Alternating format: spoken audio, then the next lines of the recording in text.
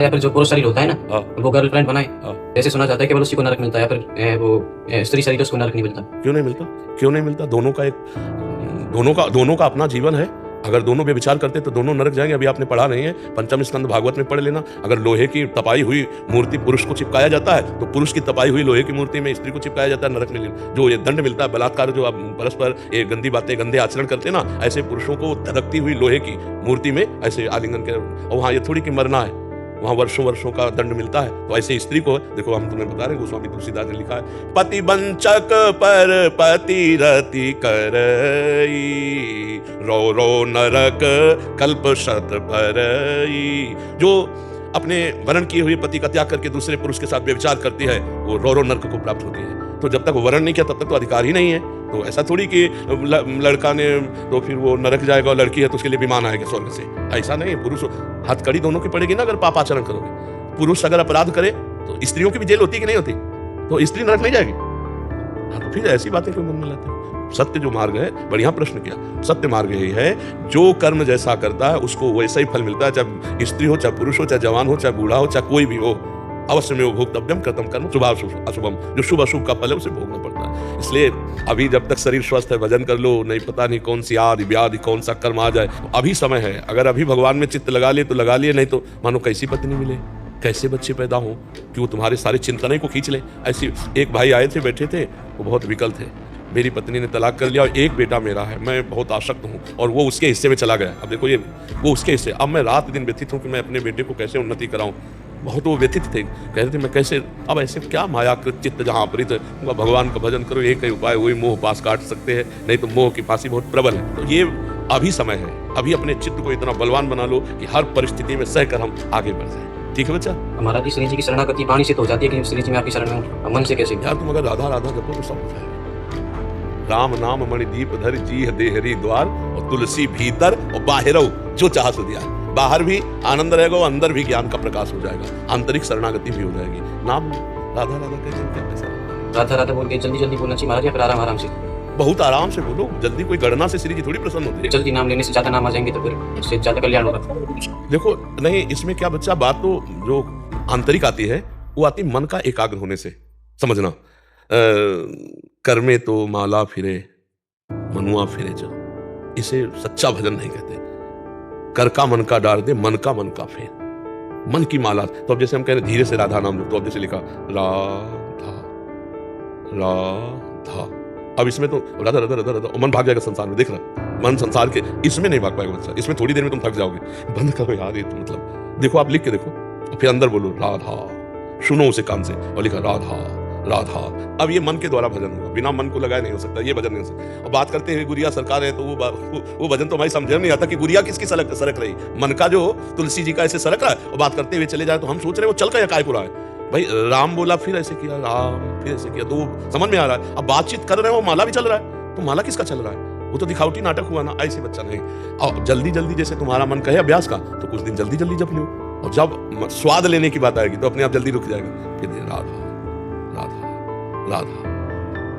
अभी बच्चे हो जानते हैं, 1000 बार राधा राधा राधा राधा राधा राधा राधा, समझ रहे हो? और 100 बार और 1 बार, इतना अंतर है। जो 1 बार बिल्कुल चिंतन सामने लिखा राधा, 1 बार राधा, तो 1000 बार राधा राधा राधा राधा, और 100 बार उपांशु, 1 बार मानसिक। समझ गए?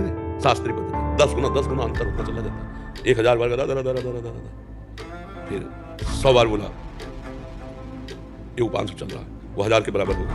और 1 बार अंदर की देखा लिखा, तो स्टॉक किसमें ज्यादा होगा?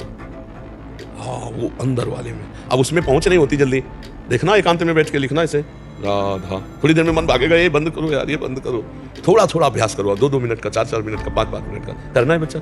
ठीक है? और ये सबके लिए, कोई आपके लिए नहीं, सबके लिए प्रार्थना यही कि सबका मंगल भगवान नाम से होता है। जो नाम प्रिय हो, राम कृष्ण हरि राधा, जो नाम हमारे भगवान के अनंत नाम है। हम वृंदावनवासी राधा उपासी, इसलिए हम राधा राधा। जो राम उपासी हो राम राम, कृष्ण कृष्ण, हरि हरि, नारायण नारायण, विट्ठल विट्ठल, जो भी बोले। हमारे सामने तो जो सिख परिकर आते हैं, वो तो वाहेगुरु, तो वाहेगुरु का खालसा वाहेगुरु की फतेह, क्योंकि वाह गुरु वही तो दुआ धन्य है, वही तो गुरु धन्य है। हमारे हमको तो हमारे प्रभु के अनंत नाम अनंत रूप, लेकिन एक प्यास होती है, जैसे गुरु जी ने हमें दिया, अब वो नाम का रटन हुआ, तो अब जैसे राधा नाम तो सब नामों में सर्वोपरि हम हमारे लिए राधा राधा बोलोगे तो एकदम लगेगा अपनी छाती ठंडी हो गई। अपना प्यार होता है ना। ये जब हमसे पूछो कि आप बताओ क्या जपे, तो हम कहेंगे राधा राधा जपो। और जब आप कह दो कि हमें राम नाम प्रिय है, बिल्कुल दस्तखत है, अवश्य प्रिय है। यही तारक मंत्र है जो काशी में भगवान, आप कहो कृष्णा, बिल्कुल यही महान पापों का नाश करके भगवत प्राप्ति कराने वाला, क्योंकि प्रभु के सब नाम सामर्थ्यशाली है। शरी जी हैदराबाद से। राधे राधे महाराज जी। महाराज जी, पूर्व जन्म के अच्छे कर्म और भगवत कृपा में क्या अंतर है? कैसे समझें कि कौन से पूर्व जन्म के अच्छे कर्म है और कौन से भगवत? हाँ, दो प्रकार के कर्म होते हैं, एक शुभ और अशुभ। शुभ को पुण्य कहते हैं, जिसका परिणाम सांसारिक सुख होता है, सांसारिक उन्नति होती है, सांसारिक लाभ होता है। जो अशुभ कर्म होता है वो विपत्ति, रोग, दंड, बाधा, चिंता, शोक, इनके रूप में आता है। लेकिन जो कृपा होती है वो संत समागम, भगवान के नाम जप में रुचि, भगवान के लीला धामों में आसक्ति, भगवान की लीला चरित्र सुनने का सौभाग्य, ये कृपा से होता है। अब मोहि भाव भरोस हनुमंता, बिनु हरि कृपा मिले नहीं संता। संतों का मिलन, भगवान की कृपा। अब धाम आए तो प्रथम यथामति प्रणमो श्री वृंदावन अति रम्य, श्री राधिका कृपा बिनु सबके मन नगन। महारानी जी की, प्रिया जी की कृपा के बिना कोई मन से भी नहीं सोच सकता कैसा होगा वृंदावन। अगर वृंदावन आए हो तो मेरी लाडली जी ने अपार कृपा की है। जिनको वृंदा विपिन है, कृपा ती नहीं की है, कृपा शब्द आता है। अब नाम जब तो हरिवंश कृपा, हरिवंश कहें, हरिवंश कहें, हरिवंश लहें। प्रभु की कृपा से ही प्रभु का नाम जप किया जा सकता है, और जो प्रभु का नाम जप करता है वो प्रभु की कृपा से प्रभु को प्राप्त करता है। तो कृपा में और शुभ कर्मों में अंतर यह है कि शुभ कर्म आपको बहुत से बहुत सांसारिक लौकिक सुख, लौकिक अनुकूलता, लौकिक स्वस्थता, लौकिक संपत्ति दिला सकते हैं, लेकिन मन की शांति नहीं। और भगवान की कृपा से साधु समागम, नाम में रुचि, धाम में प्रीति, भगवत लीला कथा श्रवण में रुचि, इससे परम शांति की प्राप्ति होती है, परम आनंद की प्राप्ति होती है। बात समझ में आया? कृपा और शुभ कर्मों में जमीन आसमान का अंतर है। किसी के इतने बड़े पुण्य नहीं है कि हम जो है मनुष्य शरीर प्राप्त करते। ये कबहू का करी करुणा नर देही, और देत ईस बिनु हेतु सनेही। हमें तो कृपा ही कृपा नजर आ रही है। हमारे तो पुण्य तो क्या, हमारे तो पाप प्रकट है, पुण्य क्या हम कर पाते? ये तो कृपा ही है। ये जो हमें मनुष्य शरीर दिया, हमें भजन मार्ग का परिचय दिया, भजन में लगाया, धाम आदि का वास दर्शन आदि, ये सब कृपा है। सब पर कृपा बरस रही है। बस उस कृपा की अवहेलना करके जो भगवत विमुख आचरण किए जाते हैं, इसलिए कृपा का अनुभव नहीं हो रहा। नहीं, भगवान कह रहे सब पर मोर बराबर दया, बराबर दया भगवान की, सबके ऊपर बराबर कृपा है। अब हम भगवान की कृपा का आस्वादन करें। जैसे हम ऐसे करें तो कुछ नहीं पी सकते, ऐसे करें तो पान कर, तो भगवान की कृपा बरस रही, हम उसका पान करें, नाम जप करें, पापाचरण न करें, भगवान की कथा सुने, माता पिता की आराधना करें, परिवार में सुख भावना लाएं, सब में भगवत भाव करके सब कुछ। अभी कृपा, अभी आपका हृदय कहने लगेगा हमारे ऊपर बहुत कृपा है। अभी कहने लगेगा हमारे ऊपर बहुत कृपा है भगवान की। हर परिस्थिति में कृपा ही कृपा अनुभव होती। भक्त को कभी अकृपा का दर्शन नहीं होता।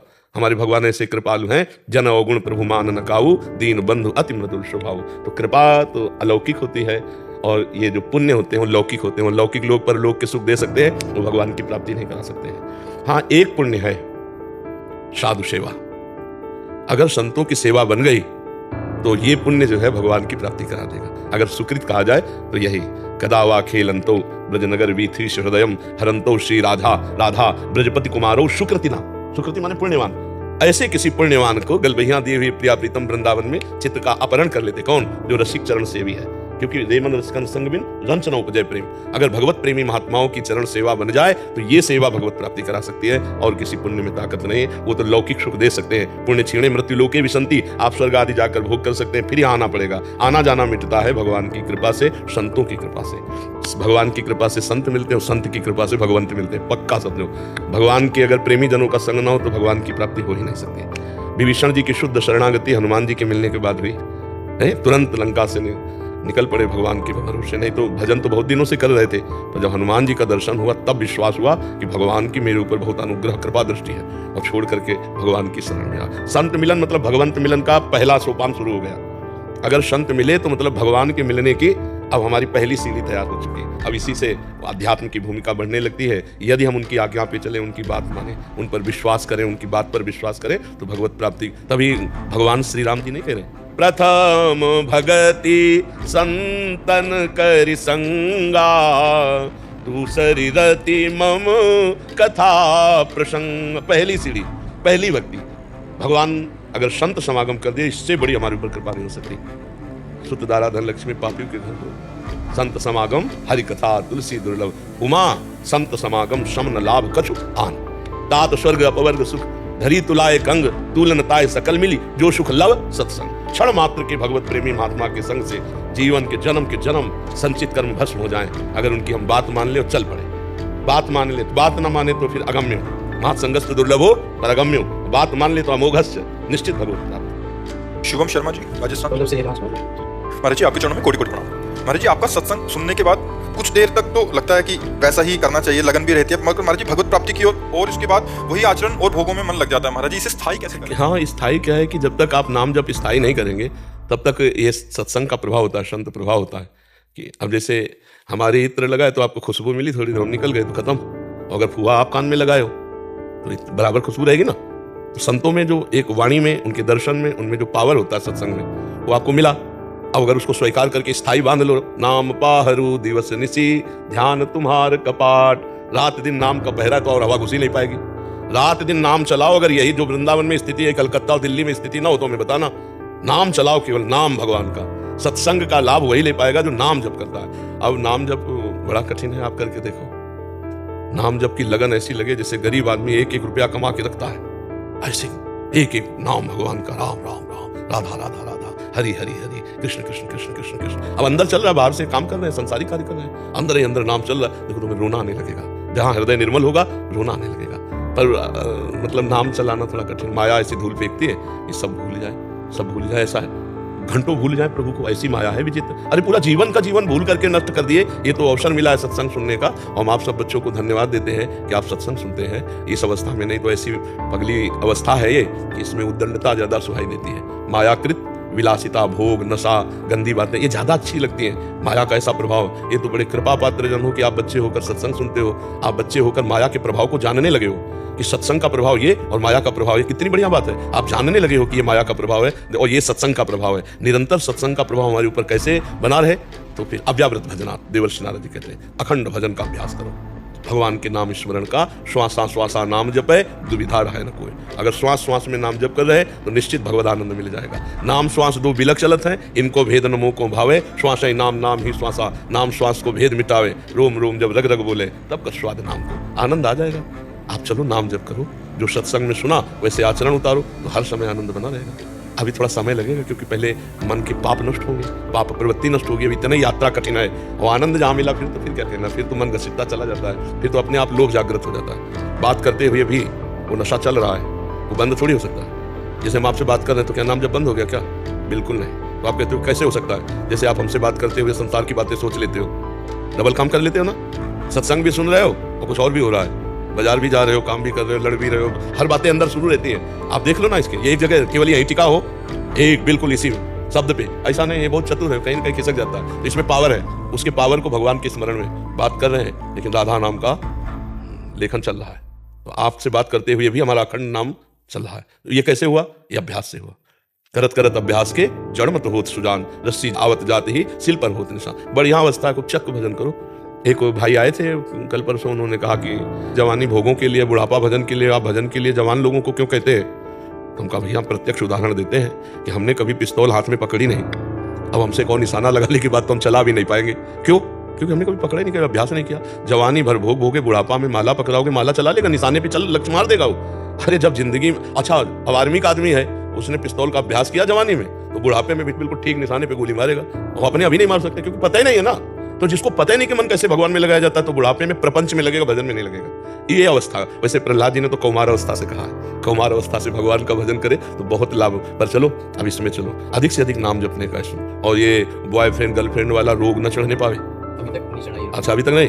अच्छा हाँ बच्चा बिल्कुल दूर रहना, भगवान बचावे। इसमें बहुत मतलब आंतरिक हानियां हैं, अपवित्रताएं हैं, और एक दूसरे में बहुत तरह के दोष, ब्लैकमेल कर, बहुत तरह की गंदगी उपस्थित हो जाती है, जीवन बर्बाद हो जाता है। ये बच्चों को, ये जो आज का समय चला है ना, इससे बचना चाहिए। बिल्कुल हम दोस्ती करने के लिए किसी को नहीं रोकते। दोस्ती करो, पवित्र दोस्ती करो, गंदे आचरण मत करना, कोई परेशानी नहीं दोस्ती में। बच्चा बच्ची स्कूलों में जैसे पढ़ते थे, कोई परेशानी नहीं। लेकिन गंदे आचरण करना दोस्त का काम थोड़ी होता है। दोस्त का काम होता है गंदे आचरणों से बचाना। हम आपको दोस्त बनाए, लेकिन हम गंदे आचरण ना स्वयं करेंगे ना आपको करने देंगे।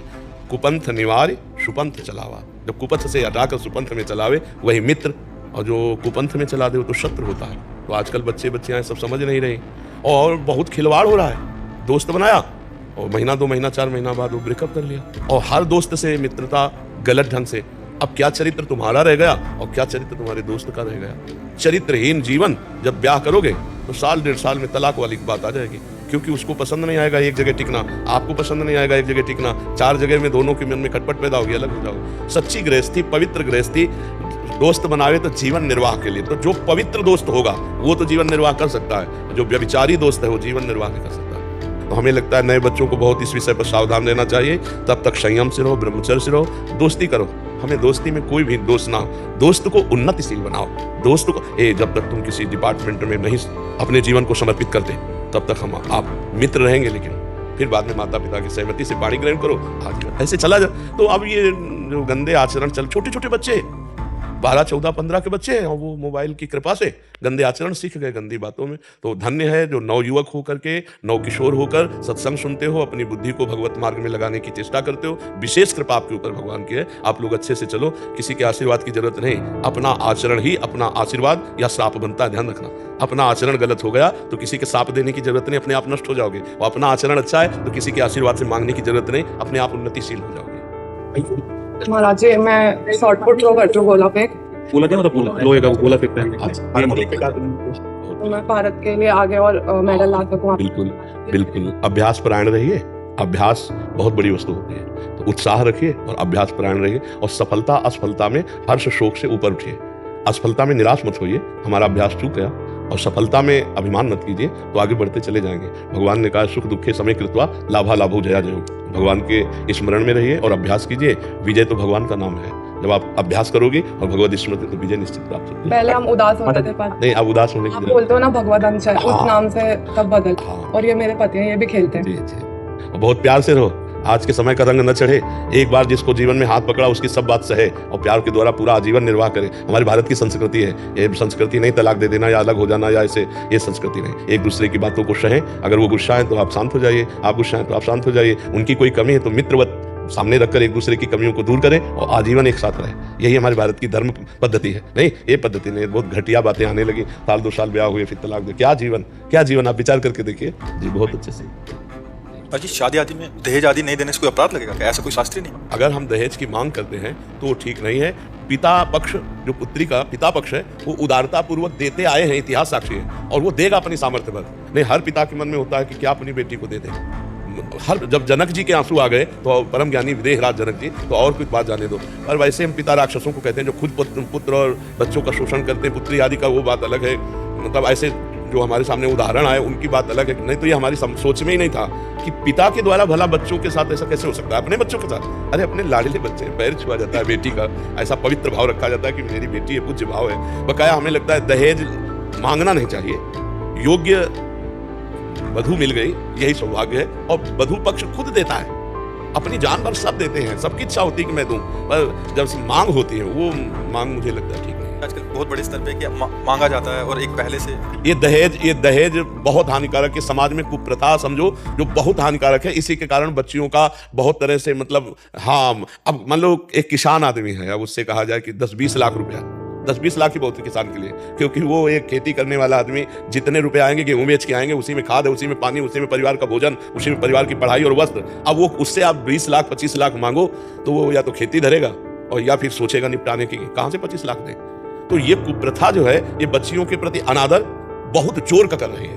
अच्छा, कुछ दुष्ट ऐसे हैं जो दुष्ट हैं, हमारी दृष्टि में वो दुष्ट हैं, जो बहुओं को टार्चर करते हैं। तुम्हारे पिता ने दहेज नहीं दिया, केवल स्त्री और पुरलिंग भेद होने में तुम्हारा पुत्र है इतना कीमती है, केवल लिंग परिवर्तन ही तो है। वो भी किसी की संतान है, तुम भी किसी की संतान हो, और ये संतान परंपरा इन्हीं से चलेगी, तुमसे नहीं चलेगी, केवल तुम्हारे संग सहयोग से इनसे चलेगी। तो ये पूज्य है। अगर ये आ गए धर्म पूर्वक हमारे घर को संभालने, इससे बड़ी और उपलब्धि क्या है। ये जो मांगना है पैसा, ये बिल्कुल। अब बहुओं को जो टार्चर करना है कि तुम्हारे पिता कह रहे थे कार देंगे, पिता की कार से चलने के लिए उत्साहित हो, अरे कमाओ, अपने बल से खरीदो और बहू को भी बैठा के घुमाओ। बेटे के बल से लेना चाहते हैं तो बहुत हानि की बात। उसने बेटी दी है, वो अपना सब कुछ देने के लिए तैयार ही है, जो कुछ पुण्य है वो देते हैं। गरीब से गरीब आदमी देते हैं, हमने देखा है गांव के, वो कर्जा लेके करते हैं, कर्जा लेकर के बर्तन भाड़े वस्तु देते हैं। अब उनसे कहो तुम कार दो, अब जिंदगी में साइकिल नहीं खरीद पाए, ब्याह में चल गया। हाँ, बहुत से परिवार ऐसे भी सामने आ रहे हैं महाराज जी, जो एकदम मना कर रहे हैं कि नहीं, हमें आपकी बेटी मिल गई। बहुत धन्यवाद, बहुत धन्यवाद। और हम कह रहे हैं कि भगवान उनका मंगल करेंगे, ये हम कह रहे हैं, रुपए से मंगल नहीं होता। किसी गरीब की बेटी अगर स्वीकार करोगे तो जीवन भर पूरे परिवार की सेवा करेगी। पढ़ना लिखना भी चाहिए, बच्चियों को पढ़ाना लिखाना चाहिए, नहीं तो ये अत्याचार जो करते हैं ना, उनको सही उत्तर पूरे परिवार की धज्जियां उड़ जाती है। अगर दहेज प्रथा की रिपोर्ट हो जाए और अपने शरीर में कुछ भी गलत किया गया, मारपीट की गई और रिपोर्ट हो जाए, तो पूरे सास ससुर नंद देवर सबका स्वागत होता है, बढ़िया स्वागत होता है। तो दबने की जरूरत नहीं, पर हमें अपने समाज से प्रार्थना करनी है कि हमें पवित्र बहू चाहिए। हम पवित्र कह रहे हैं, सुंदर नहीं कह रहे। सुंदर का मतलब रूप से होता है और पवित्रता का मतलब चरित्र और गुण से होता है। नहीं, अगर पवित्र बहू चाहिए तो फिर दहेज की मांग ना करो। आप ऐसे करो तो एक से एक सुंदर स्वभाव वाली, पवित्र आचरण वाली अगर बहू आ गई घर में तो लक्ष्मी आ गई, नहीं आ गई। संसार में ऐसा भी होता है कि बेपुत्र कितना भी दंड हो, लेकिन उसका अधिकार है, क्योंकि तो इसलिए वो माता पिता के पास रहता तो हमारी सरकार ने लड़कियों को बहुत अधिकार दिए हैं। कोई पुत्री अपने माता पिता की सेवा करे तो होता है ये लालच से हो रहा है। नहीं, हम ये कह रहे हैं कि अगर कोई पुत्र को बहुत, तो हमारी सरकार हमारी लड़कियों को बहुत सम्मान दिए हुए है। आप अपने पति के भी प्रति शिकायत कर सकती है, यदि आपके मन के प्रतिकूल आचरण करता है तो उसकी भी शिकायत है। तो अब मतलब हमें लगता है कि अब दबने की जरूरत नहीं है, पर हमें प्रार्थना है पुत्र पक्ष से कि मांगो मती। दहेज प्रथाएं बहुत लड़कियों के प्रति हानिकारक हो रही है, बहुत हानिकारक हो रही है। तो ये दहेज प्रथा तो ठीक नहीं है। जो भगवान की इच्छा से मिल जाए और पुत्री मिल जाए, कमाओ और खाओ, उसको खवाओ पियाओ और संतति प्रकट करके इस सृष्टि का जो कार्यक्रम है, भगवान की सृष्टि बढ़ती है, उसमें चलो ये रुपया मांगना। बहुत से परिवार इस बात में मतलब निराश होकर के शरीर नष्ट करते हैं। जब गरीब आदमी 3-3, 4-4 बिटिया और ऐसा सब और शयानी होती है तो फिर पूरे में जहर मिला के पूरा परिवार खा लेते हैं। हाँ, दहेज प्रथा। अभी एक बताया कि गाँव का आदमी, उसकी बेटी का ब्याह था, 6 लाख की खेती बेची। अब कितनी होगी वहां, तो बहुत कम पैसों अब बेचकर बेटी का ब्याह कर दिया। अब लेबरी करके बुढ़ापे में क्या कैसे जिएगा। अब उसको लगा बेटी 6 लाख। तो हमें लगता है दहेज प्रथा बहुत ही कलंक है और बहुत ही निषेध है। लड़की पक्ष स्वयं से जो दे दे वो ले ले, लड़की अपने अनुकूल देख ले, धर्म के अनुकूल लड़की देख ले, बढ़िया। तो भगवान की कृपा से गृह लक्ष्मी है। चाहे जितना बढ़िया घर हो, अगर एक माता बहन ना हो तो घर एकदम सूना सूना सा लगेगा। नहीं, अगर एक भी माँ बहन है तो पूरे घर को सजाए रखती है। हाँ, वो घर लक्ष्मी, गृह लक्ष्मी कहा गया, स्त्री को गृह लक्ष्मी कहा गया। तो जब लक्ष्मी आ रही तो रुपया काहे को मांग रहे हो, साक्षात लक्ष्मी आ रही। और पता नहीं कैसा पुत्र प्रकट हो जाए जो पूरे परिवार को यश उन्नति से भर दे। और ज्यादा अर्थ लोलुप रहोगे तो फिर संतान ऐसी पैदा होगी कि वो भी अर्थ प्रधानता करके अमेरिका भाग जाएगी और तुम दोनों बुढ़ा बुढ़ी यही बैठे रोते रहोगे भारत में। इसलिए बहुत सावधानी से नाम जप करो, दूसरों को सुख पहुंचाओ, कोई नशा मत करो, गंदे आचरण मत करो, और इसी से भगवान की कृपा से आप सुखी हो जाओगे। दूसरे के पैसा देने से या बेईमानी से या छीनने से कोई सुखी नहीं होता, कोई सुखी नहीं होता। मैं एक रेडियोलॉजिस्ट, एक डॉक्टर हूँ। तो मेरे पास बहुत ऐसे अमीर लोग भी आते हैं जो कहते हैं कि मुझे, जैसे मैं अल्ट्रासाउंड से बता सकता हूँ कि मेल है कि फीमेल है। अब उनके लिए मुझे नहीं लगता कि ये दहेज एक इशू है, क्योंकि वो बहुत रिच है, बट फिर भी अगर आते तो मुझे नहीं पता कि मानसिकता कहाँ से आई है। बट केवल एक इशू नहीं है। आई थिंक ये जो मेल और फीमेल की, लड़का चाहिए लड़की चाहिए, इसके मल्टीपल इशूज है। समझ नहीं आता कि क्यों है, लेकिन बहुत अमीर लोग भी आके मेरे से बोलते हैं यार बताइए लड़का की लड़की है। लड़की के प्रति मतलब हाँ भाव है रहता है कि और गाँव में है, लड़का होगा तो थाली बजाई जाएगी, लड़की होगी तो जब निकलेगा ना घर से ऐसे निकले। पता नहीं कौन सा दिमाग है। मैं किसान हूँ तो गांव में अभी वर्तमान में आधे लोग वो अपनी जमीन गिरवी रख के ही बच्चों की बिल्कुल। महाराज मैं लंदन से हूँ वैसे, लेकिन ये इशू बस हिंदुस्तान में है, ये लंदन में नहीं है समाओ। तो ऐसा हिंदुस्तान में क्यों है कि हमेशा लड़की और लड़की को इतना अलग कर दिया गया है? नहीं, ये पता नहीं कहाँ से है। ऐसा हमारे इतिहास में नहीं है। इतिहास में नहीं, समान अधिकार दिया गया। अगर राजकुमार तो राजकुमार समान अधिकार, और दूसरे राजा के यहाँ जाएगी या जिसके घर समान अधिकार दिया गया है। कहीं भी संत समाज में या कहीं भी नारी का मतलब सम्मान गिरा करके शास्त्रों में नहीं लिखा है। और भगवान स्वयं, स्त्री हो या पुरुष, जो मेरा भजन करता मुझे प्राप्त होता। पुरुष नपुंसक नारीवा जीव चराचर कोय, सर्व भाव भज कपट दरि मोहि परम प्रिय सोय। हमारे भारत में तो ऐसा नहीं कि स्त्री को ही नीचा, एक से एक वीरांगना, एक से एक साध्वी, एक से एक हमारे देश में पूजी गई है। पर ये पता नहीं कुरीति कब से कहां से किसके दिमाग में बैठी हुई है कि बेटियों को लघु भाव और पुत्रों में श्रेष्ठ भाव। ऐसा नहीं है, ऐसा कहीं इतिहास में नहीं पढ़ा। ये हमारी कुरीतियां हैं, कुछ ऐसी कुरीतियां फैली हुई हैं जिनका शास्त्र से कोई मतलब नहीं है, गांव समाज की हैं, वो बनाई हुई कुरीतियां फैली हुई हैं। बकाया ऐसा नहीं, पुत्री और पुत्र दोनों समान, दोनों में परमात्मा अंश समान, दोनों हमारे भारत के अधिकार में समान। अब तो शायद संपत्ति का भी समान अधिकार बच्चियों को प्राप्त हो गया है, पहले तो नहीं था, पर अब तो समान अधिकार प्राप्त हो गया और बहुत अच्छा है। इससे भावना कटेगी, इससे भावना कटेगी। तो भी ऐसे बोला जाता है कि तुम लेडीज हो तो लेडीज ही रहोगे, हम जेंट्स हैं तुम जेंट्स। नहीं तो क्या जेंट्स क्या? अब तो बॉर्डर में भी लड़कियां खड़ी हैं, बॉर्डर में भी खड़ी है लड़कियां, नहीं अपने देश के बॉर्डर पे नहीं खड़ी। तो हमें लगता है अब तो काफी समानता आ रही, पर ये दहेज भावना हट जाए और ये कुरीति हटे कि लड़की हुई तो निराश हो गया, लड़का हुआ। हम कह रहे जब राष्ट्रपति है, बहुत से ऊंचे ऊंचे पदों, अर्थ विभाग के फाइनेंस मिनिस्टर भी हुई है। हाँ, अर्थ विभाग की हाँ, तो ऐसे सोच हटाओ। पढ़ लिख करके बच्चियां बहुत अच्छे अच्छे पदों पे जा रही हैं, अपने परिवार को बहुत अच्छा समृद्ध बना रहे हैं। अब ऐसी भावना न करे, और जो ऐसी भावना वाला, नीच भावना वाला पुरुष हो उसके यहाँ ब्याह भी न करे।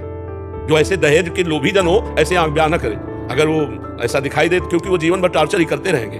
तो हमें लगता है कि ज्यादा ये भी ना सोचे कि बहुत अरबपति लड़का हो, ऐसा भी ना सोचे, क्योंकि अपने समान में तो आप बात भी कर सकते हो, और जब अपने से ज्यादा ऊंचाई होती तो बात भी नहीं हो पाती। इसलिए संबंध करे सम बराबर, चाहे लड़का लड़की को संबंध में तभी आनंद, और दहेज आदि की मांग न करे, और अपनी कसर न रखे। अगर बेटी के लिए हमारे पास है जो कुछ वो दे ही दे, उससे अच्छा रहता है। मंगल। राधे राधे महाराज जी। महाराज जी, संतान प्राप्ति की इच्छा मात्र एक कामना है या किसी दिव्य प्रेरणा का परिणाम? महाराज जी, इनका भाव ये है कि इनकी 2 बेटियां हैं, तो ग्रस्त में रहते हुए इनके बार बार हृदय में होता है कि एक पुत्र होना चाहिए। क्यों होना चाहिए? क्यों पुत्री से काम क्यों नहीं चल सकता? पुत्री में क्या, हमारे राष्ट्रपति भारत की पुत्री है, भारत की ही तो कन्या है जो राष्ट्रपति है, तो क्या पुत्र में क्या विशेषता है? देखो कितने ऐसे पुत्र जो अपने माता पिता को डंडा मारते हैं, थप्पड़ मारते हैं। तो प्रधानता पुत्र की नहीं, प्रधानता संतान की है, चाहे वो कन्या हो चाहे वो पुत्र हो। अगर कन्या है तो उनको पुत्र ही मानकर उनका पालन पोषण करो, अच्छे वर्ष से उनका वरण करो, अपनी संपत्ति उनको प्रदान कर दो, हो गया। ये जरूरी थोड़ी कि पुत्र ही हो, नहीं तो यही जो बात है ना, आज बच्चियों के प्रति बड़ा निम्न भाव, गर्भ में अगर बच्ची है तो उसको नष्ट करवा देना, बच्ची पैदा हो गई तो पिता उदास घूम रहा है, 2-4 साल की बच्ची को किसी बहाने से निपटाने की भावना, कितनी ऐसी समाज में घटनाएं आती हैं। क्या बात है, बच्ची क्या नहीं हो सकती? हम तो यही दिखाना चाहते हैं कि हमारे राष्ट्र की राष्ट्रपति है, और किसी की बच्ची ही तो थी जो राष्ट्रपति बनी। तो बच्चियों के प्रति ऐसा है भाव क्यों रखा जाता है कि पुत्र ही हो जाए? तो क्या पुत्र से स्वर्गीय परम पद मिल जाएगा? क्या नरक भी मिलेगा? ऐसे जो दुष्ट नीच आचरण वाले पुत्र हैं उससे ना हो तो अच्छा है, जो कुमार्गामी है उससे ना हो तो अच्छा है। पुत्रवती जुवती जगशोई, जो भगवान का भक्त। क्या सबरी जी का आज नाम जितने आदर से लिया जाता है, मीरा जी का नाम जितने आदर से लिया जाता है, महासंत है, तो ऐसे ना वीरता में, ना पढ़ाई में, और ना किसी सांसारिक उन्नति में ये माताएं बहनें कम नहीं किसी उसमें। और जब लड़की के प्रति भेद भाव रखते हैं तो ये लड़का कहां से पैदा हो जाएगा? फिर सृष्टि कहां से चलेगी? ये तो जननी है, पूरी सृष्टि की जननी है। और स्त्री स्वरूप होकर आप ऐसा सोचे तो आप भी तो किसी की पुत्री थी, आपके प्रति यदि खास भावना होता तो आप आज विराजमान ना होती। तो हमें लगता है पुत्रियों के प्रति है भाव, यही भावनाएं फिर जबकि एक हमारे उसमें पढ़े लिखे संत भगवान है तो कहते हैं इसमें पुरुष का ही योगदान विशेष होता है। उसमें बताया कि ऐसे, अब हमें तो सब पता नहीं हो, अंग्रेजी शब्दों में बोल रहे थे कि अगर ये हो तो लड़की हो जाता है और ये हो तो लड़का हो जाता है। पुरुष में ही वो XY और XX। हाँ, और तो में XX अंदर जो हाँ ऐसे, हाँ वो अंग्रेजी से ऐसे बोल, सेक्स होता तो महाराज जी लड़की पैदा होगी, XY हो जाए तो लड़का होगा। तो फिर उसमें बताओ, उसमें बहू का क्या मतलब? जो कोसती है सास और परिवार के लोग कि लड़की पैदा कर रही, लड़का नहीं पैदा, उसके पास बटन है क्या कि ऑन लड़का और ऑन लड़की? ऐसे थोड़ी। और हम कह रहे हैं लड़की में क्या कमी है? उससे भी तो हमको वही गति प्राप्त होगी, वही गति प्राप्त होगी जिसके गर्भ से पुत्री भगवान की भक्त और पतिव्रता और साध्वी, उसका परिवार तर जाए, 21 पीढ़ियां तर जाती, चाहे लड़का हो चाहे लड़की। हमें लगता है थोड़ा सा समाज में ये दिमाग में बैठा है कि इसको ब्याह करना होगा, दहेज इतना देना होगा, ऐसी भावनाएं लौकिक है। लेकिन परमार्थ में ऐसा नहीं है, अध्यात्म में ऐसा नहीं, समान भाव है। समान भाव भगवान सबको देते हैं, सब पर बराबर दया कृपा भगवान की है। तो आप माता पिता पुत्र हो जाए अच्छी बात है, लेकिन पुत्र के लिए श्रेष्ठता का भाव रखकर बच्चियों पर हे भाव करना ये उत्तम बात नहीं है। ये बहुत पाप की बात है, इससे बहुत पाप होते हैं, बहुत पाप होते हैं। मान लो एक गरीब किसान आदमी है, उसके दिमाग में आए 2 पुत्रियां, कहाँ से लाखों रुपया लाएंगे, खेती बिकेगी, फिर वो उसके प्रति हे भाव रखते हैं। और कहीं ना कहीं मतलब वो ऐसे कितनी बच्चियों को हमें दिखाया गया जो कूड़ादानों में फेंक दी गई, बच्चियां छोटी छोटी बोरे में बंधी हुई, कपड़े में लपटी हुई, नवजात, नाल छेदन भी नहीं हुआ, ऐसे फेंक दिया। अब बताओ, भगवान ने तो कहो उनको किसी ने देख लिया तो जिंदा पकड़ी, तभी तो क्लिप बनी उनकी, तभी तो। अब ये बात हमें बिल्कुल अच्छा नहीं लगता, और हम कहते हैं उन माता पिता की दुर्गति पक्की है जो अपनी बच्चियों के साथ ऐसा व्यवहार करेंगे। कैसे, मतलब कैसी माँ है कि अपने बच्चों में भी भेदभाव रखती है? ये तो बिल्कुल नाबुद्धि की बात है। आपको आ जाए तो भगवान की इच्छा है, अब तुम ऐसी मत सोचो कि पुत्र आवे, आ जाए तो भगवान की इच्छा है, अभी अगर आना होगा तो आ जाएगा, और अगर नहीं आना है तो आपके पास है 2 संतान, उन्हीं को प्यार करो और जो कमाया उन्हीं को दे दो, तो सुखी रहो, आनंदित रहो। भगवान आपका कर्तव्य हो गया, भगवान ने आपको गृहस्थ धर्म दिया था, 2 संतान। और मान लो जिनके संतानें नहीं है, बढ़िया भजन करो, भगवान के आश्रित हो जाओ, ब्रह्मचर्य से रहो, अपना जीवन तो आपका कल्याण हो जाएगा। देखो ये लोक धर्म है, इसको करते हुए परम धर्म की प्राप्ति करनी है। पुत्र हो जाए तो ठीक, ना हो जाए तो ठीक, पुत्री हो जाए तो बढ़िया, पुत्र हो जाए तो बढ़िया। उद्देश्य है भगवान की सेवा। तो भगवान ने अगर पुत्र पुत्री दी तो सेवा करेंगे, नहीं दी तो हम भगवान का भजन करके मुक्त हो जाएंगे, भगवान को प्राप्त कर लेंगे। पर पुत्र की आकांक्षा गृहस्थ में होती है कि हमारा नाम होगा, हमारा कुल चलेगा। पर अगर नहीं होता तो हम इसी भावना में रहेंगे क्या? अरे हमारे सबसे बड़ी भावना है इस जन्म में हम ऐसा कर्म करें कि भगवान की प्राप्ति हो जाए, आवागमन के चक्र से छूट जाए। नहीं भैया, ये पुत्र और पुत्री आवागमन से मुक्त नहीं करा सकते, और बिगड़ गई तो जीवन बर्बाद हो जाएगा। मान लो पुत्र हुआ बढ़िया और इसके बाद उसके आचरण बिगड़ते चले गए, अब वो ऐसे कांड किए कि तो उसके वो जेल जाएगा, अब जीवन भर या बुद्धि बदल गई, देश विदेश वो अपना कमा रहा है और यहाँ बूढ़े बैठे उनकी याद में चिंतन। जीवन को संभालना है तो ये भगवान की सेवा है। पुत्र हो या पुत्री, जैसा तुम्हारे को कर्तव्य के लिए ऐश्वर्य मिला है उसके अनुसार अच्छे से पढ़ाओ, खवाओ, पियाओ और जवान हो जाए उनके ब्याह कर दो और भजन करो। ये कर्तव्य है। अगर केवल इतना ही किया, भजन नहीं किया, तो फिर भगवत प्राप्ति होने वाली नहीं है, इससे थोड़ी होने वाली है। हाँ, तो जीवन का लक्ष्य है भगवान को रिझाना, भगवान की सेवा करना, भगवान की प्राप्ति। जो सुविधा आपको भगवान ने दी उसी से सेवा कर लो। पुत्र दिया, पुत्री दिया, नहीं दिया, कोई बात नहीं, हमारे किसी प्रारब्ध का फल है। हम भजन करके प्रारब्ध ही मिटा देते हैं और भगवान को प्राप्त होते हैं। अध्यात्म की जो बात है